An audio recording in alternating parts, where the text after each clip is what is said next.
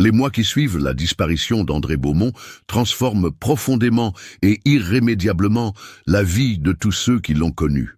L'onde de choc de cette disparition mystérieuse se propage bien au-delà du cercle familial et professionnel, touchant toute une communauté qui peine à comprendre comment un homme peut ainsi s'évaporer dans la nature. Claire sombre rapidement dans une dépression sévère qui l'oblige à prendre un congé maladie prolongé dès le mois de décembre 2003. Les premières semaines sont particulièrement éprouvantes. Elle ne supporte plus les regards compassés mais curieux de ses collègues du lycée Saint-Charles, ni les chuchotements dans les couloirs quand elle passe, ni les conversations qui s'arrêtent brutalement à son approche. La femme du flic corrompu, entend-elle parfois murmurer dans son dos par des parents d'élèves mal intentionnés qui croient qu'elle ne peut pas les entendre. Son médecin de famille, le docteur Bonnard, un homme bienveillant qu'elle consulte depuis l'enfance, lui prescrit des antidépresseurs et des séances chez un psychologue. Mais Claire refuse catégoriquement de prendre des médicaments. « Je ne veux pas d'un brouillard artificiel », explique-t-elle à sa sœur Sylvie. « J'ai besoin de garder les idées claires pour comprendre ce qui est arrivé à André. » L'appartement de la rue Breteuil devient progressivement un véritable mausolée dédié à la mémoire d'André. Claire conserve religieusement tout en l'état. La tasse bleue d'André trône toujours sur la table de la cuisine. Lavée mais inutilisée, ses costumes pendent toujours dans l'armoire de la chambre, soigneusement repassés et protégés par des housses plastiques. Ses dossiers personnels restent empilés dans le même ordre sur son petit bureau d'angle qu'il avait installé dans le salon. Elle achète même des boules antimites pour préserver ses vêtements, comme si elle se préparait à une absence prolongée mais temporaire. Claire passe des heures interminables à relire méticuleusement les notes de service d'André, ses rapports d'enquête qu'il ramène parfois à la maison, ses carnets personnels où il griffonne des réflexions sur ses affaires en cours. Elle cherche désespérément un indice, une piste que les enquêteurs professionnels auraient pu manquer dans leur investigation. Elle apprend par cœur les noms des informateurs d'André, les adresses des planques qu'il surveillait, les habitudes des suspects qu'il filait. Elle devient, sans s'en rendre compte, une des policiers accusés de corruption, disparaît en 2003. L'indice dans sa mallette change tout. Le 23 octobre 2015, lors de la démolition d'un entrepôt abandonné dans le quartier de la Belle de Mai à Marseille, les ouvriers découvrent une mallette en cuir enterrée sous 3 mètres de béton et de gravats. À l'intérieur, des cassettes audio et des documents qui allaient bouleverser l'une des affaires les plus controversées de la police marseillaise. Ces preuves révélaient enfin la vérité sur l'inspecteur André Beaumont, disparu 12 ans plus tôt dans des circonstances mystérieuses, accusé de corruption par ses propres collègues. Mais ce que contenait cette mallette était si explosif qu'il remettait en question tout ce que l'on croyait savoir sur cette affaire. Comment un homme accusé de trahison était-il devenu, post-mortem, le héros d'une enquête qu'il menait secrètement? Et surtout, pourquoi avait-il disparu la veille de son témoignage crucial qui aurait pu tout changer? Avant de continuer avec cette histoire perturbante, si vous appréciez les affaires mystérieuses réelles comme celle-ci, abonnez-vous à la chaîne et activez les notifications pour ne manquer aucun nouveau cas. Maintenant, découvrons comment tout a commencé. Marseille, 2003. La cité phocéenne traverse une période particulièrement sombre de son histoire. Les règlements de compte se multiplient dans les quartiers nord, le trafic de drogue prospère dans les cités et la réputation de la police locale est au plus bas. Les médias nationaux parlent régulièrement de cette zone de non-droit où certains policiers semblent avoir choisi leur camp, pas toujours du bon côté de la loi. C'est dans ce contexte tendu qu'évolue l'inspecteur André Beaumont, 35 ans, originaire de Toulon mais installé à Marseille depuis près de 10 ans. Grand, les cheveux châtains toujours impeccablement peignés, André porte ses costumes avec la même rigueur qu'il applique à son travail.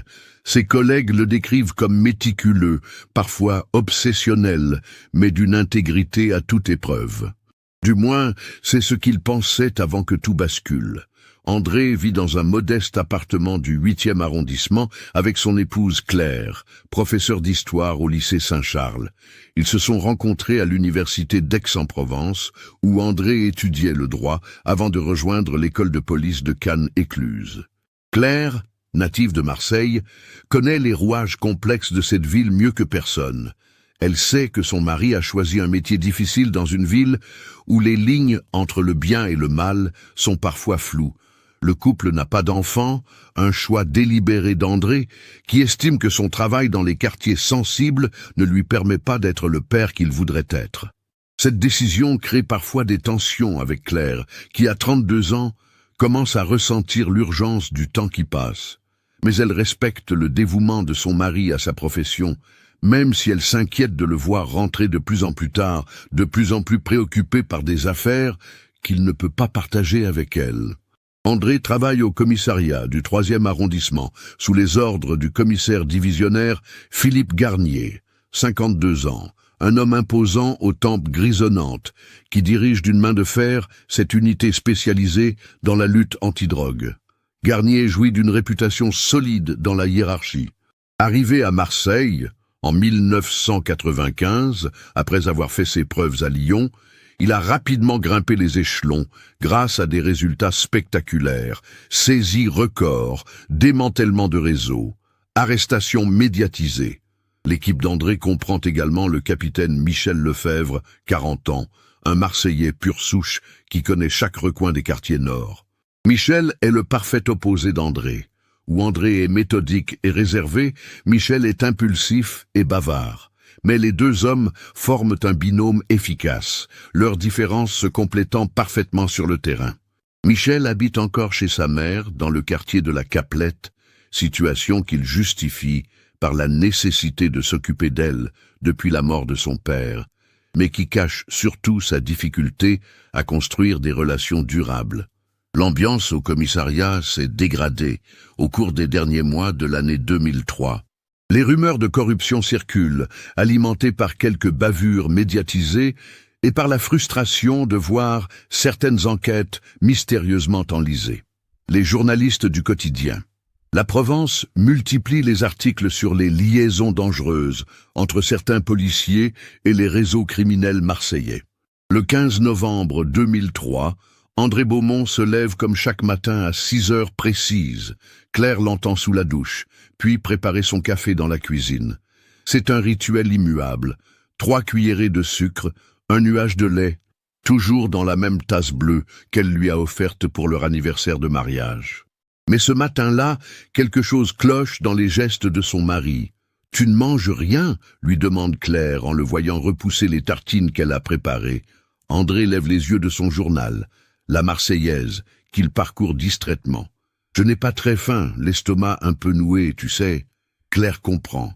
Demain, son mari doit témoigner devant la commission d'enquête interne sur les présumés cas de corruption au sein du commissariat du 3e. André a été convoqué non pas comme suspect, mais comme témoin, du moins officiellement. Car depuis 3 semaines, des rumeurs persistent selon lesquelles l'inspecteur Beaumont aurait accepté des pots de vin de la part de trafiquants du quartier Félix Piat. L'affaire avait éclaté fin octobre quand un dealer arrêté, Karim Benessa, avait affirmé aux enquêteurs de l'IGPN qu'André lui avait proposé de fermer les yeux sur ses activités contre une somme de 5 000 € par mois. Benessa prétendait même avoir des preuves, des photos d'André sortant d'un bar du Vieux-Port où avaient lieu les remises d'argent.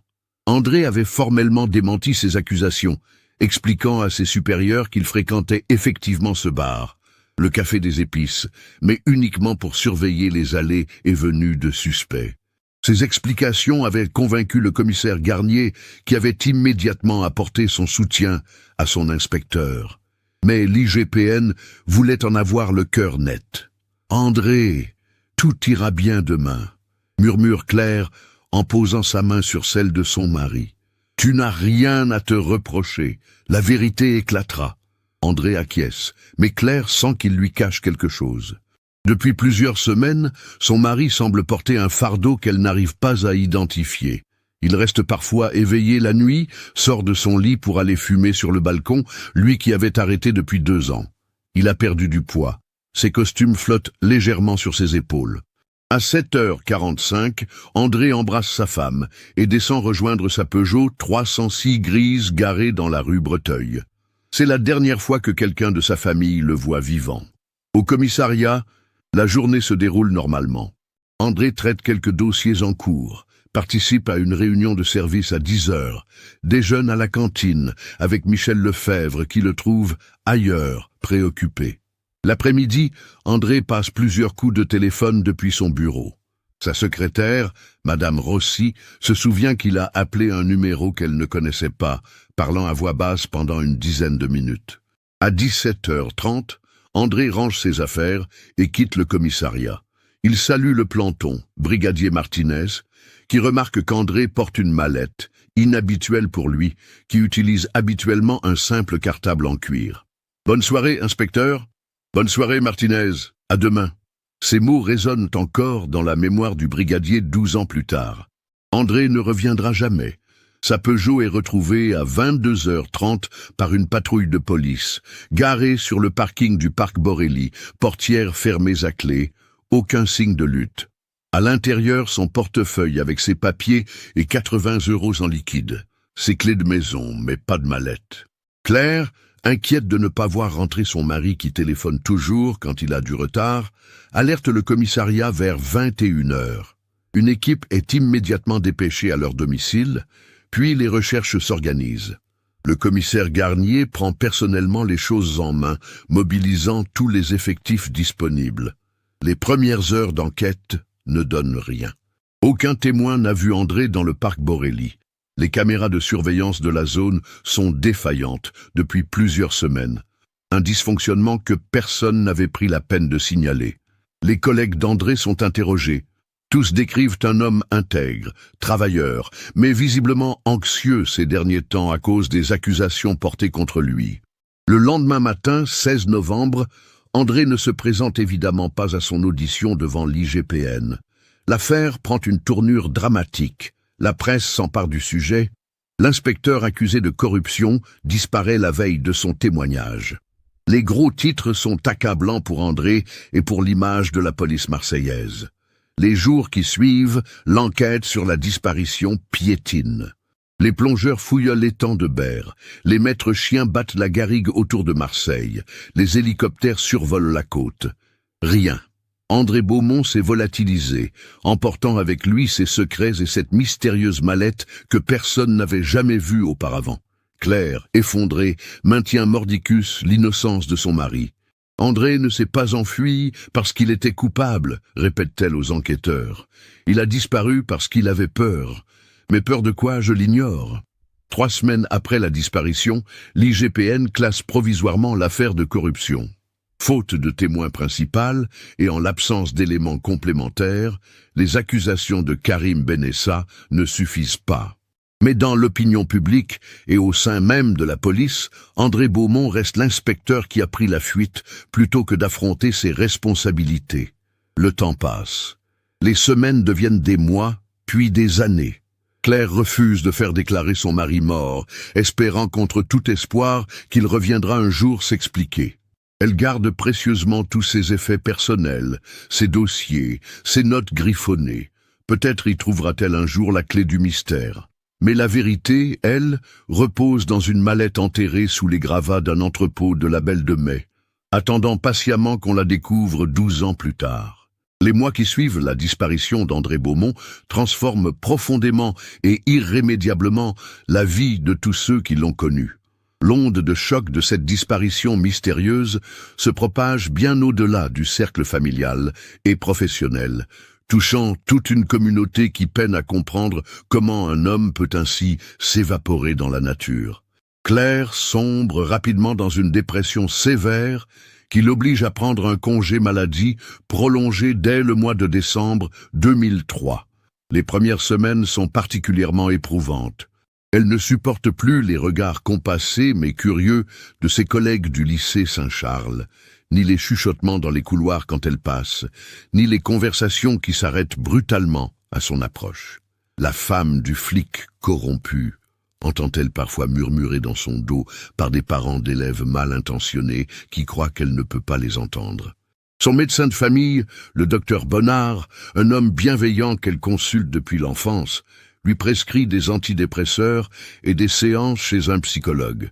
Mais Claire refuse catégoriquement de prendre des médicaments. « Je ne veux pas d'un brouillard artificiel », explique-t-elle à sa sœur Sylvie. « J'ai besoin de garder les idées claires pour comprendre ce qui est arrivé à André. » L'appartement de la rue Breteuil devient progressivement un véritable mausolée dédié à la mémoire d'André. Claire conserve religieusement tout en l'état. La tasse bleue d'André trône toujours sur la table de la cuisine. Lavée mais inutilisée, ses costumes pendent toujours dans l'armoire de la chambre, soigneusement repassés et protégés par des housses plastiques. Ses dossiers personnels restent empilés dans le même ordre sur son petit bureau d'angle qu'il avait installé dans le salon. Elle achète même des boules antimites pour préserver ses vêtements, comme si elle se préparait à une absence prolongée mais temporaire. Claire passe des heures interminables à relire méticuleusement les notes de service d'André, ses rapports d'enquête qu'il ramène parfois à la maison, ses carnets personnels où il griffonne des réflexions sur ses affaires en cours. Elle cherche désespérément un indice. Une piste que les enquêteurs professionnels auraient pu manquer dans leur investigation.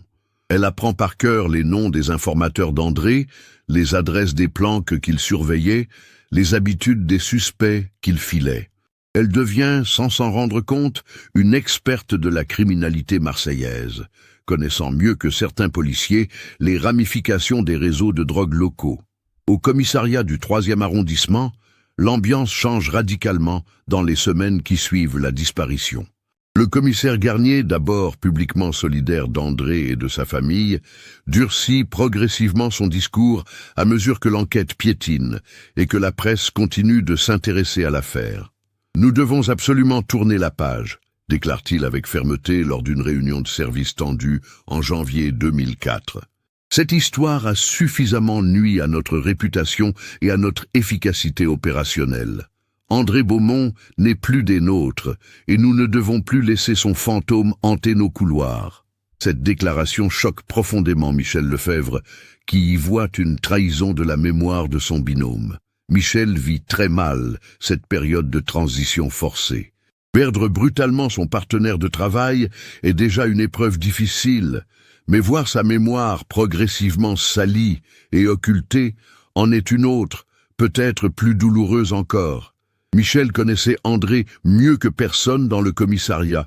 Ils avaient partagé 3 années d'enquêtes difficiles, de planques interminables, de moments de tension et de réussite commune.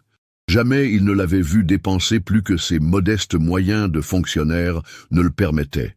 Au contraire, André était notoirement économe, presque pingre selon Claire, qui le taquinait affectueusement là-dessus, comptant chaque euro et refusant même les extras de fin de mois que proposaient parfois leurs informateurs.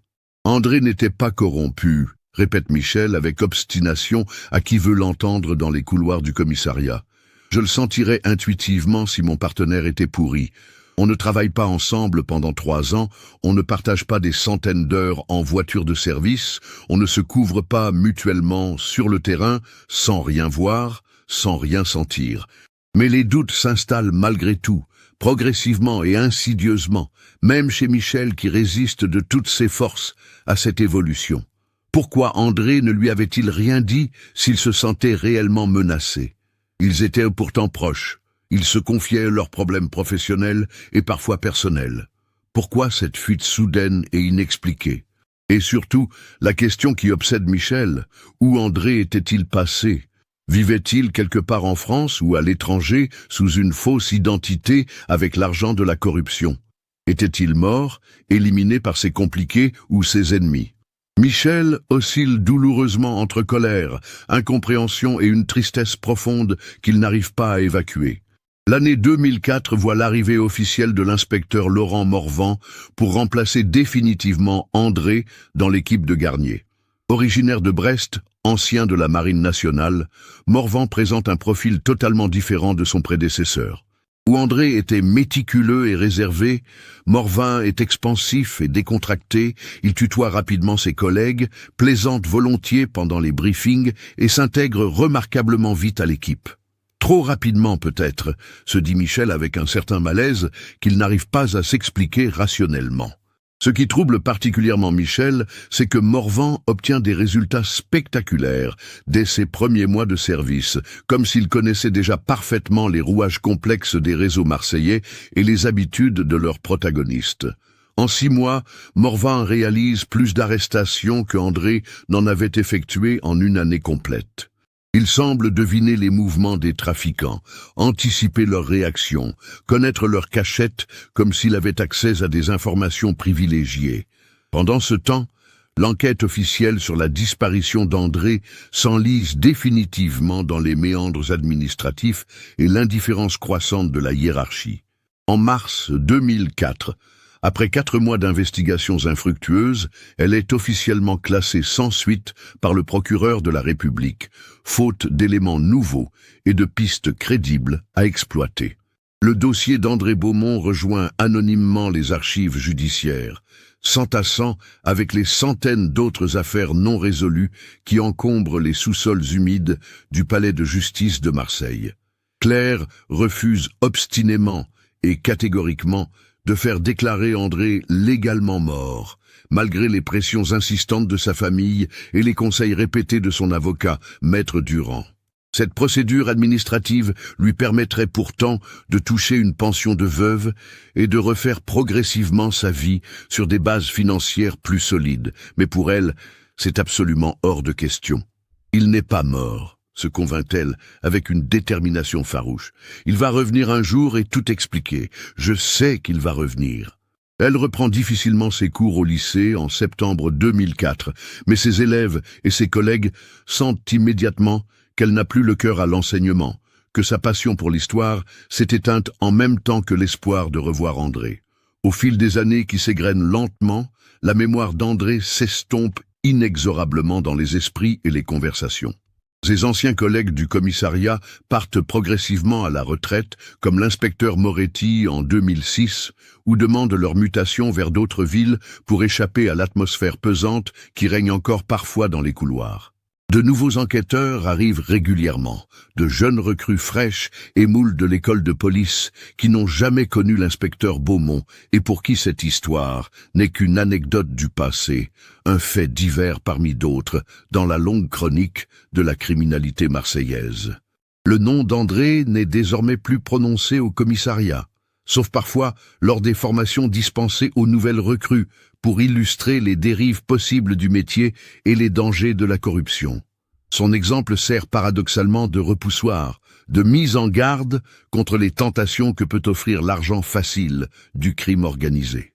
Le formateur, généralement un commissaire expérimenté venu de Paris, évoque l'affaire Beaumont en quelques phrases lapidaires: inspecteur respecté, accusation de corruption, disparition suspecte la veille de son témoignage.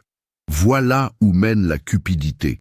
En 2008, exactement 5 ans après la disparition, Le Figaro publie un long article d'investigation sur la corruption policière à Marseille dans le cadre d'une série de reportages sur les zones grises de la République. André Beaumont y est cité comme l'exemple le plus flagrant de ces policiers véreux qui ont préféré la fuite à l'étranger plutôt que d'assumer leurs actes devant la justice. L'article, signé par le journaliste parisien Stéphane Jourdain, spécialisé dans les affaires judiciaires, reprend sans nuance les accusations de Karim Benessa et présente la disparition d'André comme un aveu de culpabilité évident. La publication de cet article fait ressurgir brutalement toute la douleur de Claire, qui découvre le texte en feuilletant distraitement le journal chez sa coiffure. Les mots « policier véreux » et « fuite à l'étranger » la frappent comme des gifles. Elle rentre chez elle en larmes et passe la nuit à relire l'article, notant mentalement toutes les approximations et les contre-vérités qu'il contient.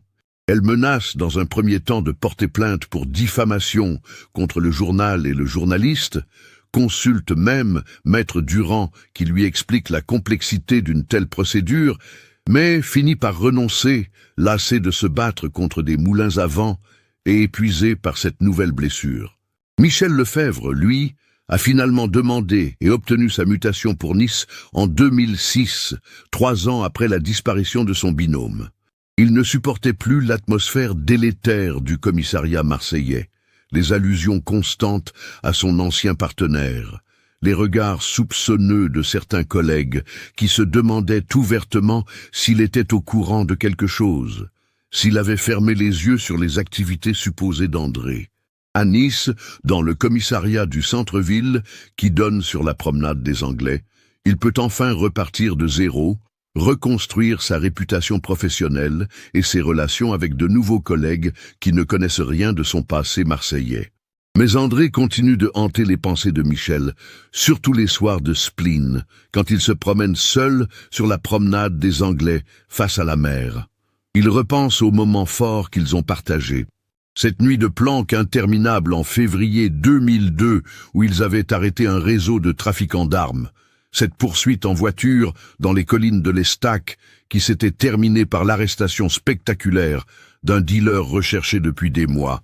Ces heures de discussion dans la voiture de service où André lui parlait de ses doutes, de ses interrogations sur l'efficacité de L. Leur travail face à l'hydre du crime organisé qui renaissait sans cesse. Paradoxalement, la disparition d'André semble avoir eu un effet purificateur sur l'atmosphère du commissariat du 3e arrondissement. Les affaires de corruption se raréfient spectaculairement. Les résultats s'améliorent de façon remarquable. Les saisies de drogue battent des records. Cette amélioration impressionnante n'échappe pas à la hiérarchie régionale et nationale. Le commissaire Garnier reçoit même une promotion significative en 2009. Il est nommé à la tête de la prestigieuse direction régionale de la police judiciaire de Marseille, un poste stratégique qui le place au sommet de la hiérarchie policière locale. Dans son discours d'adieu au commissariat du 3e, prononcé devant une assistance clairsemée dans la salle de réunion aux murs décrépits, Garnier évoque avec des trémolos dans la voix les années difficiles que le commissariat a traversées, les épreuves qui nous ont rendus plus forts, sans jamais nommer André explicitement. Il parle d'un assainissement nécessaire et d'un retour aux valeurs fondamentales de la police républicaine. Ces mots sonnent creux aux oreilles des quelques anciens qui se souviennent encore d'André et de son intégrité légendaire. Claire, pendant ces années de deuil blanc, traverse différentes phases psychologiques. Après la dépression des premiers mois, elle connaît une période de colère intense contre le système judiciaire, contre la presse, contre tous ceux qui ont sali la mémoire de son mari. Puis vient une phase d'activisme obsessionnel où elle mène sa propre enquête parallèle, contactant d'anciens informateurs d'André, fouillant les archives de presse, harcelant les enquêteurs officiels pour obtenir des informations. C'est progressivement, très lentement, qu'elle apprend à se reconstruire. En 2010, soit 7 ans après la disparition, elle rencontre Paul Girard, lors d'une formation pédagogique organisée par l'Académie d'Aix-Marseille. Paul, professeur de français au lycée Thiers, est un homme de 45 ans récemment divorcé, père de 2 adolescents qu'il voit un week-end sur 2. Contrairement aux autres hommes qui ont tenté de l'approcher depuis la disparition d'André, Paul ne cherche pas à la consoler ni à lui faire oublier son passé. Il respecte sa douleur, accepte ses silences, comprend ses moments d'absence. Leur relation se développe avec une lenteur prudente, faite de discussions littéraires lors de pauses café, de promenades platoniques dans les jardins du Pharo, de confidences progressives sur leurs vies respectives. Paul a cette délicatesse de ne jamais poser de questions directes sur André, de laisser Claire évoquer son mari disparu à son rythme et selon son envie. Il comprend intuitivement que sa rivale n'est pas une autre femme, mais un fantôme, et que ce fantôme fait partie intégrante de la personnalité de Claire. Ils emménagent finalement ensemble en 2012 dans un appartement plus spacieux du 7e arrondissement, rue Sainte, loin de la rue Breteuil et de ses souvenirs douloureux. Mais Claire n'abandonne rien du passé. Elle transporte religieusement toutes les affaires d'André dans le grenier de leur nouvelle maison, et Paul a appris à respecter ses cartons soigneusement étiquetés et rangés comme des reliques. Parfois, les soirs de mélancolie, Claire ressort ses dossiers jaunis par le temps, ses photos, ses notes manuscrites, espérant toujours découvrir un détail qui aurait échappé aux enquêteurs, un indice qui expliquerait enfin l'inexplicable. Paul observe ces rituels avec une tendresse mêlée d'inquiétude. Il comprend que Claire ne pourra jamais totalement tourner la page tant qu'elle n'aura pas de réponse à ses questions. « Tu sais, » lui dit-il parfois, « peut-être qu'André ne voulait pas que tu souffres comme ça. Peut-être qu'il voudrait que tu vives pleinement ta vie. » Mais Claire secoue la tête. « Non, Paul, André voudrait que la vérité éclate. Il voudrait que justice soit rendue. Et tant que ce ne sera pas fait, je ne peux pas vraiment avancer. » Ces mots prophétiques prendront tout leur sens 12 ans plus tard, quand cette vérité tant espérée surgira enfin des décombres d'un entrepôt abandonné, contenu dans une mallette que personne n'aurait jamais pensé à chercher là. Le 23 octobre 2015, l'entreprise de démolition Méditerranée BTP attaque la destruction de l'ancien entrepôt Mercator dans le quartier de la Belle de Mai. Ce bâtiment industriel abandonné depuis 2001 faisait partie d'un vaste projet de rénovation urbaine financé par la ville de Marseille et la région PACA. L'entrepôt Mercator avait abrité dans les années 90 une société d'import-export spécialisée dans les produits électroniques en provenance d'Asie. Mais l'entreprise avait fait faillite en 2001 dans des circonstances troubles, ses dirigeants étant soupçonnés de blanchiment d'argent. Le bâtiment était resté inoccupé depuis, attirant tags, squatteurs et trafiquants en tout genre. Ce matin-là, Jean-Luc Fontaine, chef d'équipe chez Méditerranée BTP, dirige les opérations de démolition. Homme de terrain expérimenté, 53 ans, originaire de Gardanne, Jean-Luc a déjà supervisé la destruction de dizaines de bâtiments industriels dans la région. Mais celui-ci lui pose un problème technique particulier. Les fondations sont beaucoup plus profondes que prévu, explique-t-il à son équipe vers 10 heures du matin. Il va falloir creuser plus profond pour tout dégager. L'architecte avait pourtant fourni des plans détaillés, mais visiblement, des modifications avaient été apportées au sous-sol sans mise à jour des documents officiels. Phénomène fréquent dans ces anciens bâtiments industriels où les normes étaient moins strictes qu'aujourd'hui. Vers 14 heures, alors que la pelleteuse de David Santini, 28 ans, attaque une zone particulièrement résistante du sous-sol, la lame heurte quelque chose de métallique. David arrête immédiatement sa machine et descend examiner ce qui bloque. « Chef, il y a quelque chose là-dessous !» Jean-Luc s'approche et observe l'objet partiellement dégagé. C'est manifestement du cuir, noirci par les années et l'humidité, mais encore reconnaissable. Une mallette. Ça doit dater de l'époque de l'entreprise, suppose David. Peut-être des archives oubliées, mais Jean-Luc, prudent par expérience, préfère arrêter les travaux et prévenir la police. Dans son métier, on tombe parfois sur des choses qu'il vaut mieux ne pas toucher. Armes enterrées, caches de drogue, ou pire encore. Il compose le numéro du commissariat le plus proche. À 15h30, l'inspecteur Céline Dubois arrive sur les lieux avec son collègue, le brigadier Antoine Serra. Dubois, 38 ans, travaille à la brigade de recherche et d'intervention du 2e arrondissement. Marseillaise de naissance, elle a intégré la police en 2001 et gravit rapidement les échelons grâce à son sérieux et sa perspicacité. La mallette est entièrement dégagée avec précaution. Elle mesure environ 40 cm sur 30, en cuir brun de bonne qualité, avec des fermetures en laiton terni. Malgré 12 ans d'enfouissement, elle semble étonnamment bien conservée, protégée par la couche de béton qui la recouvrait. Pas de serrure visible, constate Dubois. Les fermetures semblent simplement clipsées. Elle ouvre délicatement la mallette sous l'œil attentif de Serra et des ouvriers curieux. À l'intérieur, soigneusement rangés dans des pochettes plastiques, se trouvent des documents, des photographies et surtout 6 cassettes audio étiquetées de date s'étalant de septembre à novembre 2003. « Regardez ça !» murmure Serra en examinant l'une des cassettes. « Novembre 2003. Et ce nom sur l'étiquette, à Beaumont. » Dubois fronce les sourcils. Ce nom lui dit vaguement quelque chose, mais elle n'arrive pas à le situer. Elle feuillette rapidement les documents. Il y a des photocopies de rapports de police, des notes manuscrites et plusieurs photographies qui semblent avoir été prises en surveillance. Il faut ramener tout ça au commissariat pour expertise, décide-t-elle, et vérifier l'identité de ce Beaumont. De retour au commissariat, Dubois consulte immédiatement les fichiers informatiques. Le nom d'André Beaumont fait ressurgir une affaire qu'elle ne connaissait que par ouï-dire, étant entrée dans la police 2 ans avant la disparition de l'inspecteur. « Serra, regardez ça !» André Beaumont, inspecteur au 3e arrondissement, disparu en novembre 2003. Soupçonné de corruption, il devait témoigner devant l'IGPN, mais a disparu la veille de son audition.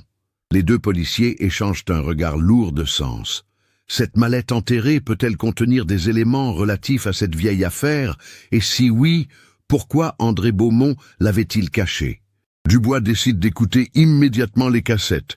Elle se rend dans une salle d'interrogatoire, équipée d'un vieux magnétophone, et insère la première cassette, datée du 15 septembre 2003.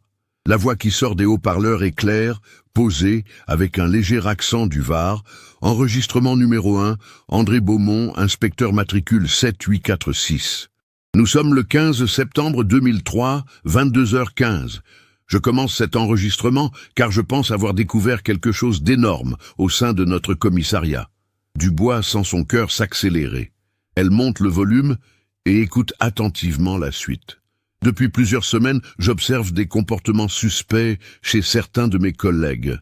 Des arrestations qui n'aboutissent pas, des perquisitions qui ne trouvent rien alors que nos indices nous garantissaient le contraire, des saisies de drogue qui diminuent mystérieusement entre le terrain et le dépôt. André Beaumont détaille méthodiquement ses observations. Il cite des dates précises, des noms de suspects relâchés dans des conditions douteuses, des procédures bâclées. Mais surtout, il évoque ses soupçons concernant le commissaire Garnier lui-même. J'ai remarqué que Garnier connaît des détails sur les opérations avant même qu'elles soient officiellement décidées. Hier, il m'a demandé d'annuler une surveillance prévue, rue de la République, prétextant un manque d'effectifs. Mais j'ai vu Karim Benessa dans ce secteur 3 heures plus tard avec une valise. Coïncidence? Dubois passe rapidement à la cassette suivante, datée du 28 septembre. André y décrit une réunion avec Benessa qu'il a organisée en secret au Café des Épices. Benessa m'a proposé de l'argent, comme je m'y attendais. Mais ce qui m'intéresse, c'est qu'il savait que j'enquêtais sur lui avant même que je prenne contact. Quelqu'un lui a parlé, quelqu'un du commissariat. Les enregistrements suivants révèlent qu'André menait en réalité une enquête clandestine sur la corruption au sein de son propre commissariat. Il avait accepté de rencontrer Benessa, non pas pour recevoir des pots de vin, mais pour remonter la filière et identifier les vrais policiers corrompus. 5e octobre, continue la voix d'André sur une autre cassette. J'ai la preuve que Garnier reçoit des informations de l'extérieur sur nos opérations. Aujourd'hui, il a modifié au dernier moment le planning d'une descente dans les quartiers nord. Résultat, les dealers avaient disparu comme par enchantement. Mais c'est le dernier enregistrement, daté du 14 novembre 2003, qui bouleverse complètement Dubois. André y révèle qu'il a découvert l'existence d'un réseau organisé impliquant non seulement Garnier, mais aussi plusieurs autres responsables de la police marseillaise. Demain, je témoigne devant l'IGPN, mais pas comme il le croit. Je ne vais pas me défendre contre les accusations de Benessa. Je vais révéler tout ce que j'ai découvert. J'ai les preuves que Garnier protège certains trafiquants en échange d'informations sur leurs concurrents. Un système parfaitement organisé qui dure depuis des années. André explique qu'il a caché cette mallette en lieu sûr, au cas où il lui arriverait quelque chose. Il donne même l'adresse exacte, l'entrepôt Mercator, sous-sol, secteur ouest. Si quelqu'un écoute cet enregistrement, c'est que mes craintes étaient fondées. Dans cette mallette se trouvent toutes les preuves de ce que j'avance. Photos, documents, témoignages. J'espère qu'elles serviront à rétablir la vérité. Dubois est abasourdi. Tout ce qu'elle croyait savoir sur cette affaire vient de s'effondrer. André Beaumont n'était pas un policier corrompu en fuite, mais un enquêteur intègre qui avait découvert un réseau de corruption et qui avait payé de sa vie sa volonté de témoigner. Elle examine maintenant attentivement les documents contenus dans la mallette. Des photocopies de rapports modifiés, des photos de Garnier rencontrant des individus suspects, des relevés bancaires montrant des versements inexpliqués, des écoutes téléphoniques détournées. L'une des photographies retient particulièrement son attention. Elle montre le commissaire Garnier serrant la main d'un homme que Dubois reconnaît immédiatement.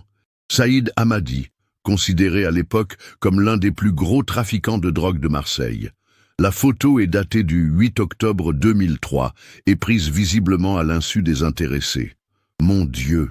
murmure Dubois. « Si tout ça est vrai, elle réalise l'ampleur des implications. » Philippe Garnier, désormais à la tête de la direction régionale de la police judiciaire, aurait bâti sa carrière sur un système de corruption sophistiqué. Et André Beaumont serait mort pour avoir voulu dénoncer ce système.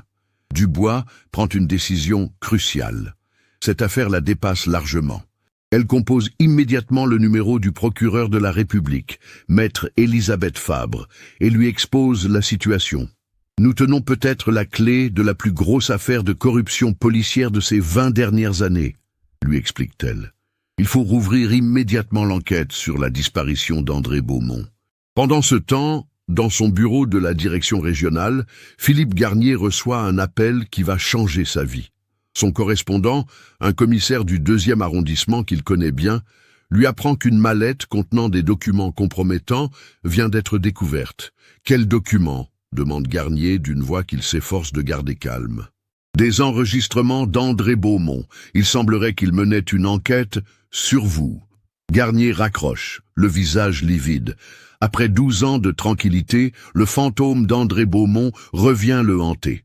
Mais cette fois, il a des preuves. Le soir même, Claire Beaumont reçoit un appel qu'elle n'attendait plus. L'inspecteur Dubois lui explique la découverte de la mallette et lui demande si elle accepterait de l'identifier formellement. Claire fond en larmes au téléphone. Après 12 ans d'incertitude, elle va enfin savoir ce qui est arrivé à André. Le lendemain matin, dans les locaux de la police judiciaire, Claire examine avec émotion les effets personnels de son mari. Elle reconnaît immédiatement sa mallette, celle qu'il avait achetée pour leur voyage de noces à Rome, mais qu'il n'utilisait jamais. Elle reconnaît aussi son écriture sur les étiquettes des cassettes, cette calligraphie soignée qu'elle avait tant aimée. André préparait quelque chose, confirme-t-elle à Dubois. Il était de plus en plus tendu, de plus en plus secret. Maintenant, je comprends pourquoi. L'expertise des documents confirme leur authenticité. Les photos, les enregistrements, les relevés bancaires, tout concorde avec une enquête minutieuse menée par André Beaumont sur un réseau de corruption impliquant sa propre hiérarchie. Le 28 octobre 2015, 5 jours après la découverte de la mallette, l'étau se resserre autour de Philippe Garnier. Le procureur Fabre ordonne une perquisition à son domicile et à son bureau, sous la direction du juge d'instruction Antoine Martineau, spécialisé dans les affaires de criminalité organisée. Garnier tente de garder contenance quand les enquêteurs se présentent à son bureau de la direction régionale. Il a eu le temps de détruire certains documents compromettants, mais pas tous. Dans son coffre-fort personnel, les enquêteurs découvrent des relevés de comptes offshore et une correspondance qui confirme les soupçons d'André Beaumont. Vous êtes en état d'arrestation pour corruption, association de malfaiteurs et homicide, lui annonce l'inspecteur Dubois avec une satisfaction non dissimulée. Homicide, s'étonne Garnier. Vous n'avez aucune preuve que Beaumont est mort. Peut-être pas encore, mais nous allons les trouver. L'interrogatoire de Garnier dure 48 heures. Face aux preuves accumulées par André et aux nouveaux éléments découverts lors des perquisitions, l'ancien commissaire finit par craquer. Il avoue avoir dirigé pendant des années un système de protection de certains trafiquants en échange d'informations sur leurs concurrents et de versements réguliers.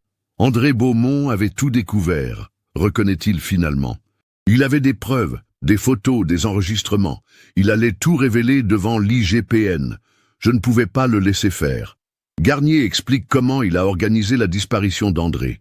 Le 15 novembre au soir, il avait convoqué l'inspecteur dans l'entrepôt Mercator sous prétexte d'une réunion secrète avec un informateur important.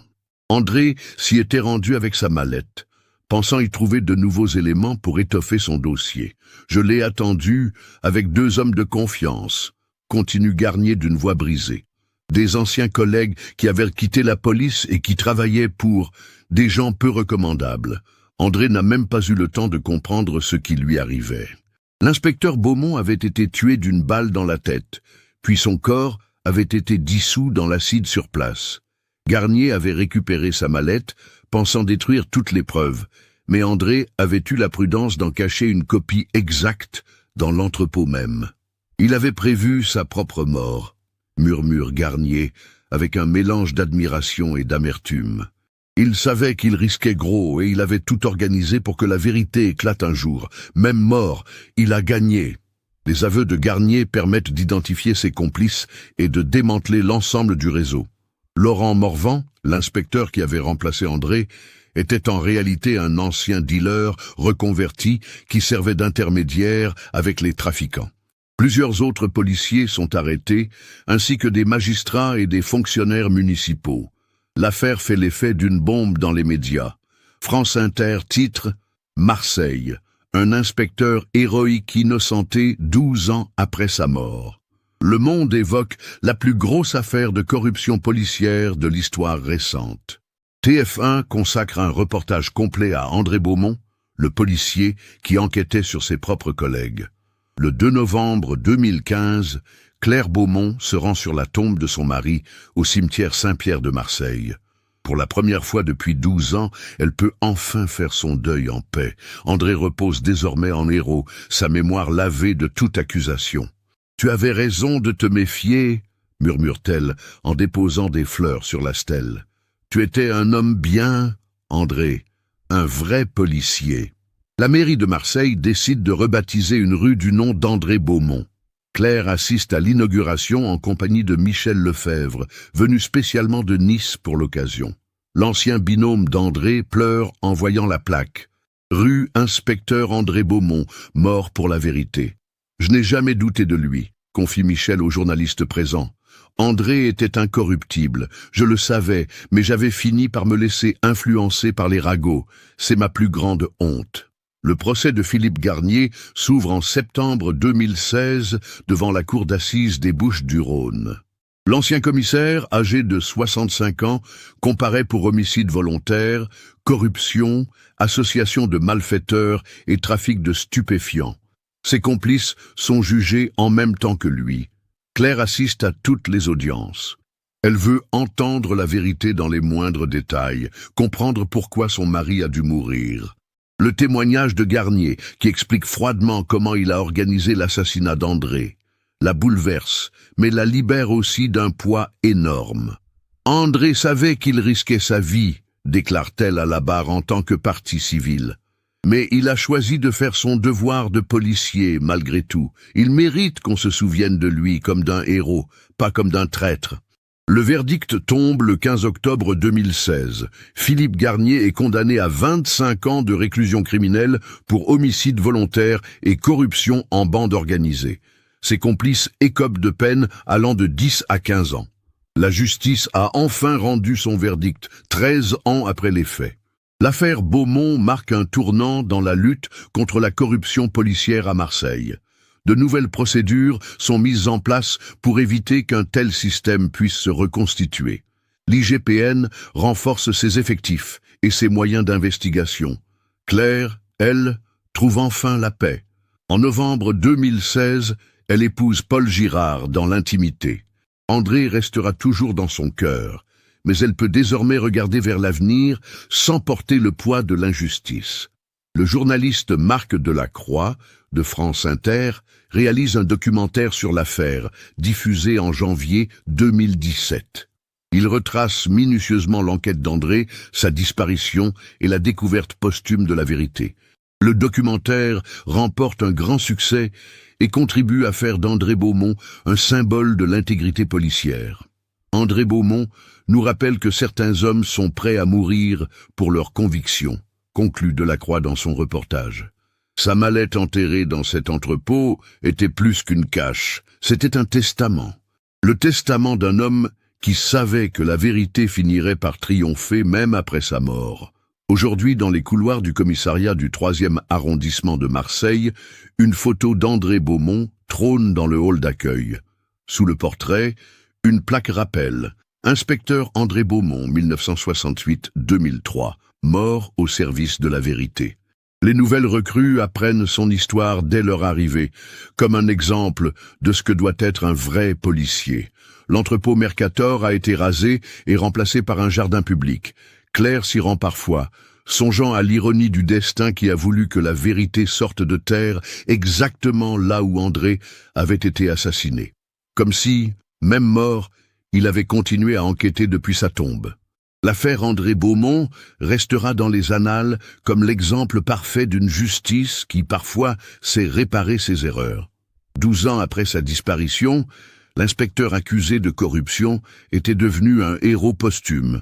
Sa mallette avait effectivement tout changé, comme le promettait le titre de cette incroyable histoire vraie. Cette affaire nous montre comment la vérité peut mettre des années à éclater, mais finit toujours par triompher. André Beaumont a payé de sa vie son intégrité, mais son courage a permis de démanteler un réseau de corruption qui gangrénait la police marseillaise depuis des années. Avez-vous perçu les indices tout au long de cette enquête ? La mallette mystérieuse, les comportements suspects de Garnier, les résultats trop parfaits après la disparition d'André. Partagez vos impressions dans les commentaires. Si cette histoire d'enquête posthume vous a marqué, n'oubliez pas de vous abonner à la chaîne et d'activer les notifications pour ne manquer aucun nouveau cas. Laissez votre like si ce témoignage de courage vous a touché et partagez cette vidéo avec quelqu'un qui s'intéresse aux affaires criminelles réelles. La mémoire d'André Beaumont mérite d'être honorée.